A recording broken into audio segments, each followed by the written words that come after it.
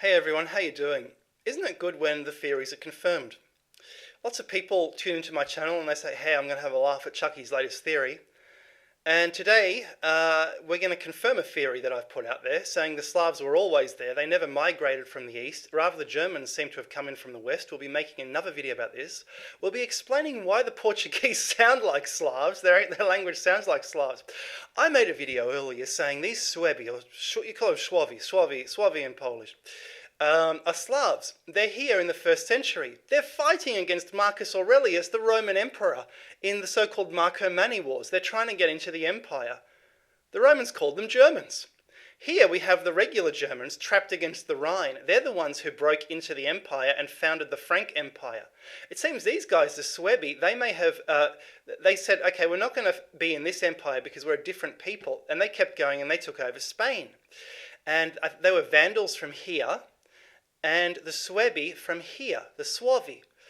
And someone said, well, Charlie, you can test this theory because you're going against all history saying these are Germans and the Slavs emerged from Asia in the 5th to 6th, 7th century.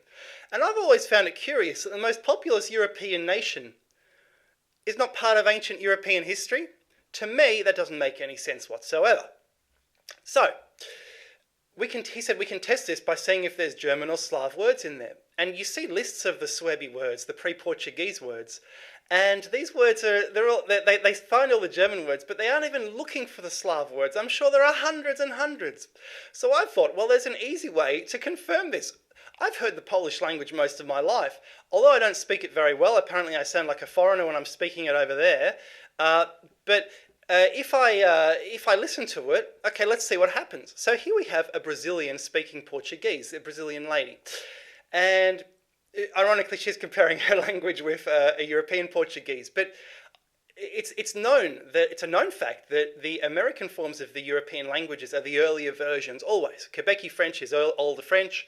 So I thought, okay, the Brazilian Portuguese is going to be the older form of the European Portuguese, so it's the more original, maybe. Let's listen. And I'm going to react to it. And I've got the special sunglasses here, which are a truth meter. And they're going to go down like that when I'm being blasted by too much truth, okay? So let's get started on this, okay? Let's go. And now I'm going to react, and after I'm going to explain why this is the case and what's going on, okay? So let's go.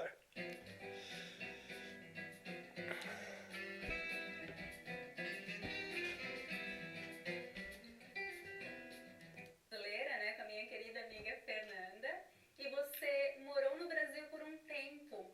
E eu queria muito saber como que foi a sua experiência de morar no Brasil com relação à língua. Você teve alguma dificuldade de comunicação com os brasileiros? Você conseguia entendê-los bem? Eles conseguiam entender bem o que você falava? Como que foi essa experiência? Foi... Okay, so that's very interesting. The way she speaks, it's clearly it's like someone speaking a Latin language, but the accent it's as if it's like a mirror universe Polish. It's very interesting. We'll see from the start, so I don't say that guy. Bate-papo com o meu amigo Nuno Craves. O Nuno é português, então hoje você vai ter a oportunidade de ouvir e perceber a diferença entre o sotaque brasileiro e o sotaque do português de Portugal. Nós vamos conversar sobre as diferenças entre o português brasileiro e o português de Portugal. E vamos falar sobre algumas diferenças de vocabulário e sobre a experiência do Nuno morando lá no I've heard Brasil. enough. Vamos lá? It's the shuju that she does. It's like mirror universe Polish. It's very interesting. I also detect that it's a bit Russian. It's like halfway between Polish and Russian. Maybe before there were distinctions between those languages, if they were one tribe, I don't know. That's really interesting, and it's not just me. I looked online. You find the threads like this. Why does Portuguese sound like Russian or Polish? This guy says, oh, it's the stress timing. And they try and find scientific reasons why this must be so. It's the timing. The timing and the accents just happen to be the same because Indo-European and all that and all the stuff I read on Wikipedia. And but you have to understand, when you're reading comments online, you have to assume most people have, instead of two lobes of a brain, brains are not equal.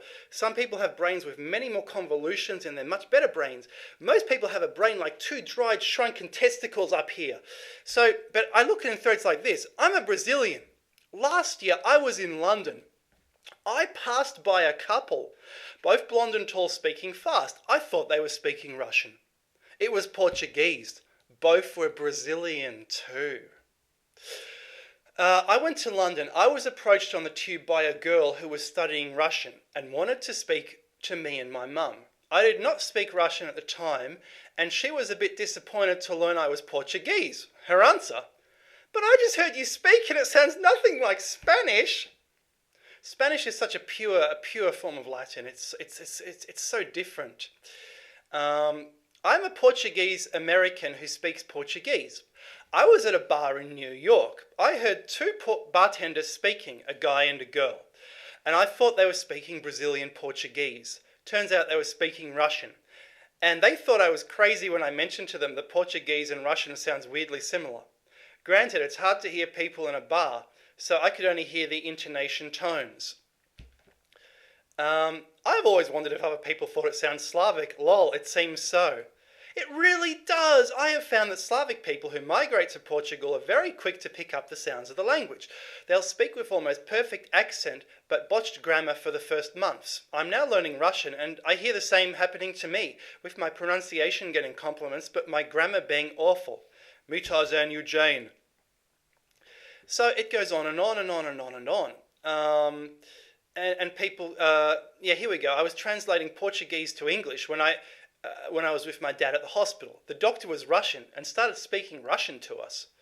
So this goes on and on and on and on and on and on. It goes on and on. So why? Why the cover-up? The cover-up is because 19th century historians were Germans. Germans love history and they love archaeology so much. And the Germans and English, very nationalistic in the 19th century. They don't really like the Slavs too much, I have to say, and they might have not been interested in researching this fact, which is quite interesting. There were no Slav invasions from the east. I don't believe that for a moment, and I can prove that right now. Chucky, how can you prove it? Well, I'll prove it like by looking at a map. So let's look at this map. Here we see the Slav tribes, and here we see. This is Germany. Now, the French will never admit this, and they've skewed history, but this is the German Reich. The Germans started out here, and they took over that. They said, we're living in Gaul. They actually couldn't penetrate that. They didn't conquer in that region for some reason. They were blocked by other tribes. So they said, the Romans are weaker, we'll go in that direction. This was the German Reich, the empire of Charles the Great. The French refused to acknowledge this, so they say, no, we're French. This is where the Germans lived. It seems the Germans were trapped against the Rhine. They had nowhere to go because there were other people here. And now I'm going to prove the Slavs were always here. Do you see this? The Slav territories are cut in half. Now, either the Slavs went through these territories when they took Yugoslavia, or they were already here when Attila the Hun in the 400s, the 460s AD, was conquering Europe. And now look, here's the Magyars, the Hungarians, here's the Avars, who are people over here which he possibly brought with him. They cut right through the territory, and when you cut right through the territory, you're in Gaul. And this is what Attila was ravaging. He was ravaging Gaul. He was trying to take over Gaul. So he cut right through here. The Slavs were already there. That's the evidence. I think the Germans come from all the sunken lands around here, which are quite shallow. Atlantis, in other words. And then they were refugees. They had nowhere to live. They had a few small kingdoms here. And when they multiplied, they achieved such huge numbers that they had to spill into the empire because they couldn't go in that direction.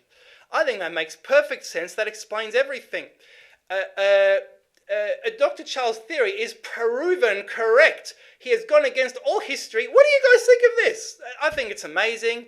But this is the proof. This is the evidence. There is no other evidence than what is obvious.